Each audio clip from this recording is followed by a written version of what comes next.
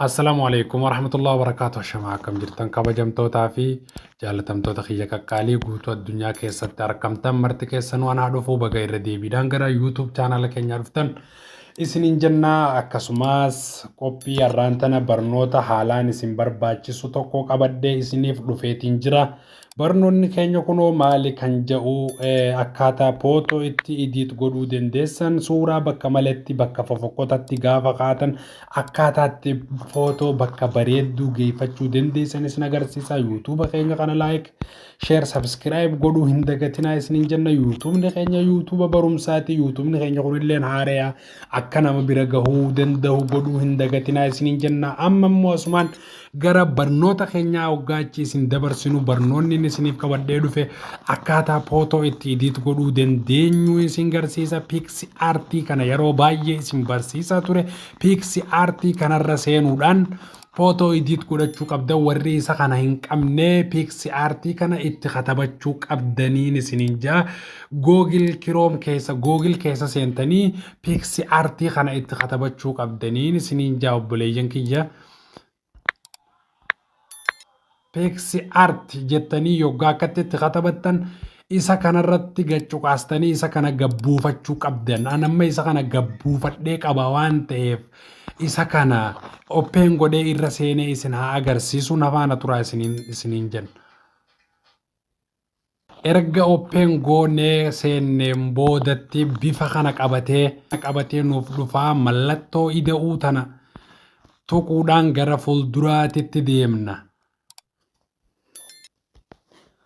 Erga mallattoo ida'uu tana tuqannee gara fuulduraatitti deemnee haala kanaan akkatti nuuf baasaa. Obboleeyyan kiyyaa footoo takka baagiraawandii tokko fudhachuu qabnaan isiniin jaa. Baagiraawandii ta'e tokko qabachuu qabna. Meemma fakkeenyaaf baagiraawandii lumuxxii kana fudhadhee isin haa agarsiisu.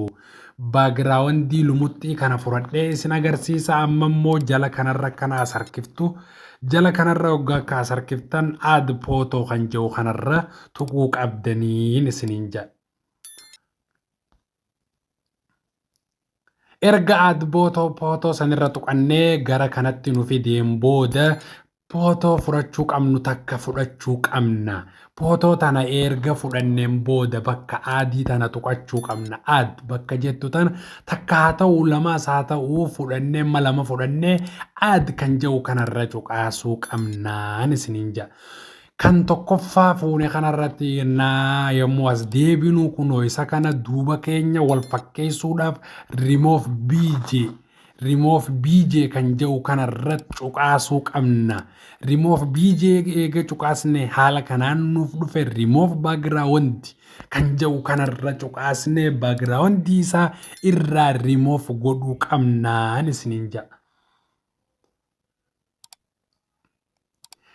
Akkaatuma shabakaa keessaniitiin shabakaa wajjiin isiniif dalaga. Amma eega remove bj fayyadamne suuraa lammaffaa kanarratti as deebinee suuraa kanarra tuqnee kanallee akkasumatti remove bj kanarra tuqannee eegasii kana nuuf fidee remove background kan jedhu kanarra tuquu qabnaan isiniin jedha.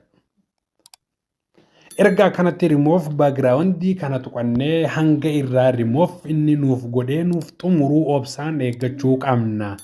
Erga kanatti nuuf xumuree booda suuraa kana akkam goonee wal qixxeeffachuu dandeenya kan jedhu suuraa kana maal godhuu qabdani. Suuraa kana akkana gootanii erga kana gootanii wal qixxeessitan booda akkana gootanii suuraa kana wal qixxeessuu qabdanii. Isiniin jaa erga akkana gootanii footoo teessan baagiraawandii isaa irraa jijjiirtanii jirtanii jechuudha obboleeyyan kiyya.